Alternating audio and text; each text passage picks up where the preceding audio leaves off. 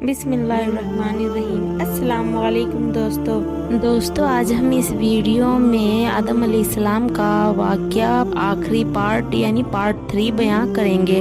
आपसे गुजारिश है कि इस वीडियो को पूरा देखें। फिर जब अल्लाह ताला ने आदम अलैहिस्सलाम के जिस्म में रूह फूंकी तो रूह सिर की तरफ से जिस्म में दाखिल हुई, जिसकी वजह से आदम अलैहिस्सलाम को छींक आ गई, जिस पर फरिश्तों ने कहा अल्हम्दुलिल्लाह कहो। आदम अलैहिस्सलाम के अल्हम्दुलिल्लाह कहने पर अल्लाह ने कहा रहमका रब्बिका, यानी तुम्हारा रब तुम पर रहम करे। जब रूह आंखों में दाखिल हुई तो आदम अलैहिस्सलाम ने जन्नत के फल और मेवों को देखा। रूह जब पेट में पहुंची तो खाने की ख्वाहिश पैदा हुई और आदम अलैहिस्सलाम पैरों और टांगों में रूह पहुंचने से पहले ही उन फलों और मेवों के तरफ कूद पड़े। कुरान पाक में इसी जल्दबाजी की तरफ इशारा करते हुए अल्लाह ताला ने फरमाया है कि बेशक इंसान जल्दबाज है। इब्ने अब्बास रज़ी अल्लाह ताला अन्हु से रिवायत है कि अल्लाह ताला ने सबसे पहले आदम अलैहिस्सलाम के जिस्म में रूह फूंकी तो वह रूह सिर की तरफ से जिस्म में दाखिल हुई और जिस्म के जिस हिस्से में पहुंचती वह गोश्त और खून में तब्दील हो जाता। जब रूह नाफ की तरफ पहुंची तो आदम अलैहिस्सलाम ने अपने जिस्म को देखा, वह बहुत खूबसूरत मालूम हुआ। आदम अलैहिस्सलाम ने उठना चाहा तो उठ न सके। फिर जब तमाम जिस्म में रूह फैल गई तो आदम अलैहिस्सलाम को छींक आई और अल्हम्दुलिल्लाह कहा। यह अल्लाह की तरफ से इल्हाम की वजह से था। अल्लाह ने फरमाया ए आदम, अल्लाह तुझ पर रहम करे। फिर अल्लाह ताला ने आदम अलैहिस्सलाम को इल्म अता किया और तमाम चीज़ों के नाम सिखाए, तमाम छोटी और बड़ी चीज़ों के नाम सिखाए और तमाम कामों के नाम, जैसे इब्ने अब्बास का कौल है कि गूंज का नाम भी सिखाया।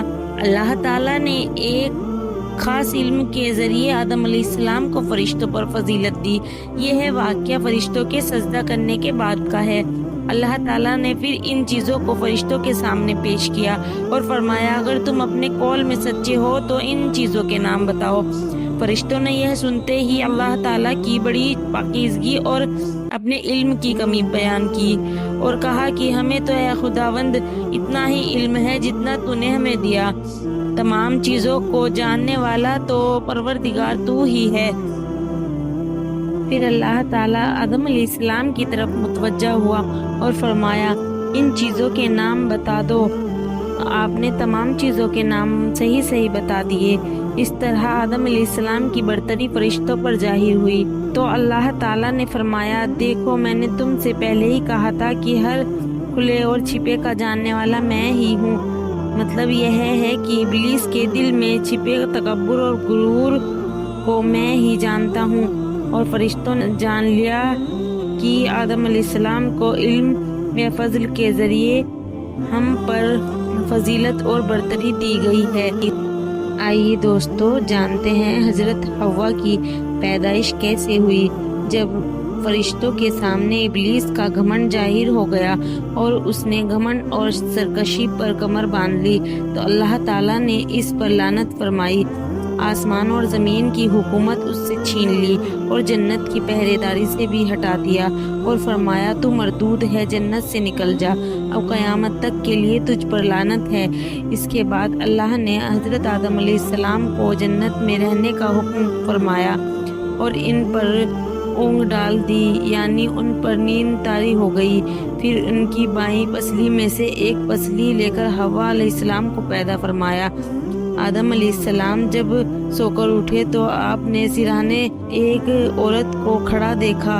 उन्होंने पूछा किस लिए पैदा की गई हो। वो कहने लगी ताकि तुम मुझसे सुकून हासिल कर सको। जब फरिश्तों को खबर हुई तो वो इस औरत को देखने आए और कहा ए आदम, इसका नाम क्या है। आदम अलैहिस्सलाम ने जवाब दिया हव्वा। उन्होंने फिर पूछा ये नाम क्यों रखा।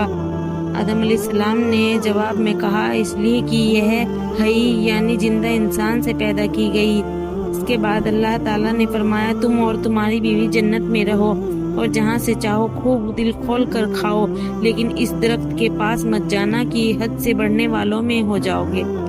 اللہ تعالیٰ نے حضرت آدم علیہ السلام اور حوا علیہ السلام کو جنت میں ٹھکانہ عطا فرمایا اور انہیں ہر طرح کی آزادی عطا فرمائی سوائے ایک درخت کے پاس جانے کے۔ انہوں نے اللہ کے حکم کے مطابق اس درخت کے پاس جانے سے خود کو روک کے رکھا، پھر ان کے دل میں شیطان نے وسوسہ ڈالا اور آخرکار دونوں سے وہ خطا ہو گئی جس سے اللہ تعالیٰ نے انہیں منع فرمایا تھا۔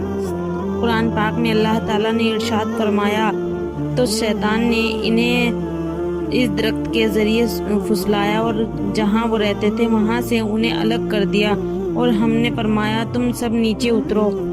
ابھی پھل کھانا شروع ہی کیا تھا کہ جنتی لباس اتر گیا اور وہ دونوں پتوں سے اپنا جسم ڈھانپنے اور شرمندہ ہو کر ادھر ادھر بھاگنے لگے۔ اللہ تعالیٰ نے فرمایا، اے آدم کیا مجھ سے بھاگتے ہو؟ عرض کیا، نہیں اے میرے رب، بلکہ تجھ سے حیا کرتا ہوں۔ اللہ کا عتاب نازل ہوا کہ اے آدم، کیا میں نے تجھ سے اس درخت کے پاس جانے سے منع نہیں کیا تھا؟ کیا میں نے تمہیں خبردار نہیں کیا تھا کہ شیطان تمہارا کھلا دشمن ہے؟ حضرت آدم علیہ السلام فوراً اپنی غلطی کا احساس کرتے ہوئے سجدے میں گر گئے اور ندامت سے عرض کرنے لگے، اے پروردگار، ہم نے اپنی جانوں پر ظلم کیا، اور اگر آپ نے اپنے فضل و کرم سے ہمیں معاف نہ فرمایا اور ہم پر رحم نہ فرمایا تو ہم نقصان اٹھانے والے ہو جائیں گے۔ اللہ تعالیٰ جو سب کے دلوں کے حال جانتا ہے، وہ حضرت آدم علیہ السلام کے دل کی کیفیت کو اچھی طرح جانتا تھا۔ اس نے آپ کو معاف فرما دیا، لیکن اللہ کو آئندہ کے لیے دنیا کو آباد کرنا تھا اور نسل انسانوں کو بڑھانا تھا، اس لیے اللہ تعالیٰ نے حضرت آدم علیہ السلام اور حوا علیہ السلام کو حکم دیا کہ تم زمین پر اتر جاؤ اور وہیں پر رہو، اور یہ بات ہمیشہ یاد رکھو کہ شیطان تمہارا کھلا دشمن ہے۔